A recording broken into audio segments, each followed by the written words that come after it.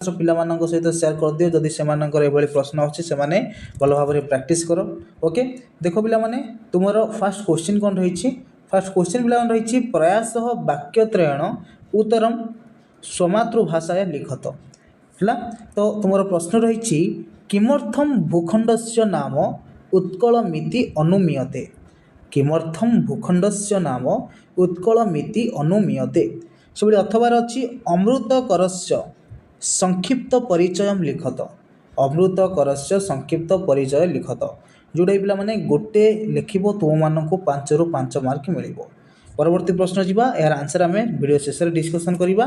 ଦେଖ ପିଲାମାନେ ତୁମର ଖ ନମ୍ବର ଯଦି ଆମେ କହିବା ରହିଛି ଶିକ୍ଷକ ସସ୍ମିତಂ ମାଧବମ୍ କିମ୍ ଅବୋଧୟତ। ଶିକ୍ଷକ ସସ୍ମିତಂ ମାଧବମ୍ କିମ୍ ଅବୋଧୟତ। ଅଥବାର ଅଛି ବିଷବୃକ୍ଷ ବ୍ରାହ୍ମଣମ୍ କିମବଦତ୍, ଯେଉଁଟା ବି ଗୋଟେ ଲେଖିବ ପିଲାମାନେ। ତ ଆମର 10 ମାର୍କ ଆମେ କ'ଣ ଡିସ୍କସନ୍ କଲେ। ବର୍ତ୍ତମାନ ଆମେ ଯିବା ନେକ୍ସଟ କ୍ୱେଶ୍ଚିନ୍କୁ। ତା ପୂର୍ବରୁ ସମସ୍ତେ ଭିଡ଼ିଓ ଗୋଟେ ଲାଇକ୍ କରିନିଅ। ଓକେ, ଦେଖ ପିଲାମାନେ ତୁମର ନେକ୍ସଟ ରହିଛି ତୁମର ଯେଉଁଟାକି କ'ଣ ରହିଛି ନା ପ୍ରୟାସଃ ବାକ୍ୟତ୍ରୟଣ ସ୍ୱମାତୃଭାଷାୟା ଦ୍ୱୟଃ ଉତ୍ତରମ୍ ଲିଖତ। ବୁଝିଲ, ତ 2ଟି ବାକ୍ୟ କିମ୍ବା 3ଟି ବାକ୍ୟରେ ଏହାର ଉତ୍ତର ଲେଖିବ। କହିଛି କା ବନେ ଜାତା ବନେ ଚ ତ୍ୟକ୍ତା। ଅଥବା ରହିଛି କା ସହଦେବନ ପୂଜିତା। କା ବନେ ଜାତା ବନେ ଚ ତ୍ୟକ୍ତା। ଅଥବାର ଅଛି କା ସହଦେବନ ପୂଜିତା। ପରବର୍ତ୍ତୀ ପ୍ରଶ୍ନ ଯଦି ଆମେ ଦେଖିବା ରହିଛି କ'ଣ, ପରବର୍ତ୍ତୀ ରହିଛି ପରୋପକାରୟ କେ କିମ୍ କୁର୍ବନ୍ତି। ପରୋପକାରୟ କେ କିମ୍ କୁର୍ବନ୍ତି ଅଥବା କଥମ୍ ଦୁର୍ଜନଃ ପରିହର୍ତ୍ତବ୍ୟଃ। କଥମ୍ ଦୁର୍ଜନଃ ପରିହର୍ତ୍ତବ୍ୟଃ। ହେଲା, ପରବର୍ତ୍ତୀ ପ୍ରଶ୍ନକୁ ଯିବା। 2 ନମ୍ବର ପ୍ରଶ୍ନ ଗଲା, 3 ନମ୍ବରକୁ ଯିବା। ତ 3 ନମ୍ବରରେ ତୁମର ଗୋଟେ ପ୍ୟାସେଜ୍ ପିଲାମାନେ ଦେଇଛି କ'ଣ ନା ନିମ୍ନଲିଖିତ ଅନୁଚ୍ଛେଦମ୍ ପଠିତ୍ୟା ପ୍ରଦତ୍ତ ପ୍ରଶ୍ନମ୍ ଉତ୍ତରମ୍ ଲିଖତ। ହେଲା, ଏଠି ଗୋଟେ ତୁମର ଦେଇଛି। ତ ଏଇ ଅନୁଚ୍ଛେଦଟିକୁ ପଢ଼ିକି ତଳେ ଦିଆଯାଇଥିବା ପ୍ରଶ୍ନ ଗୁଡ଼ିକର ଉତ୍ତର ଆମେ ଲେଖିବା।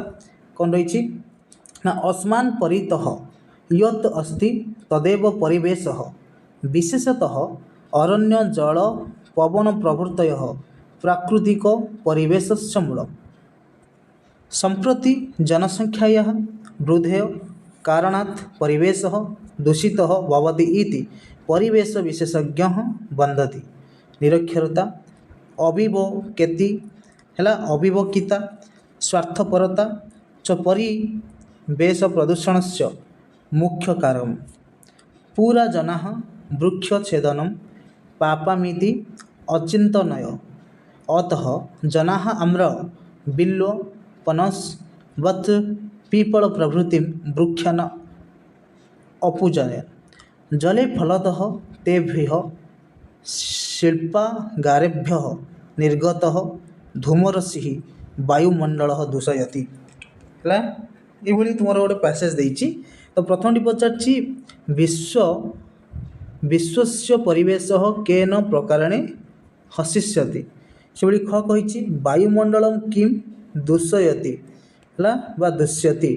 ସେଭଳି ରହିଛି ନେକ୍ସଟ ପରିବେଶ ପ୍ରଦୂଷଣସ୍ୟ ମୁଖ୍ୟ କାରଣମ୍ କିମ୍। ଘ କହିଛି ଜୀବାଃ କିମ୍ ଗୃହୀତ୍ୱା କିମ୍ ତ୍ୟଜନ୍ତି।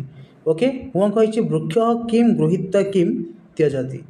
ହେଲା, ସେଭଳି ତୁମର ରହିଛି ପିଲାମାନେ ବାକ୍ୟ ପ୍ରୟୋଗରେ ଲେଖିବା। କ'ଣ ନା ଦଦାତି ଭକ୍ତିମ୍ ପ୍ରକୃତ୍ୟା ସମୟା ଯୁଗୁପ୍ସତେ ପ୍ରାକ୍ ଚତୁଃ ୟୁଜ୍ୟତେ। ଏହାର ବାକ୍ୟ ଗଠନ କରିବ ପିଲାମାନେ ଯେକୌଣସି 5ଟାର। ହେଲା, ପରବର୍ତ୍ତୀ ତୁମର ରହିଛି ସରଳାର୍ଥ। ସରଳାର୍ଥ କହୁଛି କ'ଣ ତୁମର ଟ୍ରାନ୍ସଲେସନ୍। ହେଲା, ତୁମ୍ଭେମାନେ ସବୁବେଳେ ସତ କୁହ। ଅଶୋକ ଭଲ ଭାବେ ସଂସ୍କୃତ ପଢ଼େ। ଆମ ଘର ମଝିରେ ତୁଳସୀ ଗଛଟିଏ ଅଛି। ଛାତ୍ରଟି ମାସକରେ ବ୍ୟାକରଣ ପଢ଼ିଦେଲା। ହେଲା, ଦରିଦ୍ର ଲୋକ ଧନୀଠାରୁ ଧାର କରେ।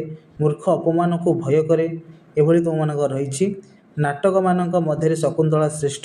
ପିଲାମାନେ ସଂସ୍କୃତ ପାଠ ପଢ଼ିବା ଉଚିତ। ବୁଝିଲ ନା ନାହିଁ? ଏଭଳି ପିଲାମାନେ ରହିଛି। ଆମେ ନେକ୍ସଟ ଭିଡ଼ିଓ ସବୁଗୁଡ଼ାକ ଆନ୍ସର ଡିସ୍କସନ୍ କରିବା। ତେଣୁ ସମସ୍ତଙ୍କୁ କହି ରଖୁଛି ସମସ୍ତେ ଚ୍ୟାନେଲକୁ ପିଲାମାନେ ସବସ୍କ୍ରାଇବ୍ କରିକି ରଖିଥାଉ। ଆମେ ଫଟାଫଟ ଆନ୍ସର ନେଇକି ଆସିବା, ସେ ପର୍ଯ୍ୟନ୍ତ ଅପେକ୍ଷା କରନ୍ତୁ। ରହୁଛି, ଜୟ ଜଗନ୍ନାଥ।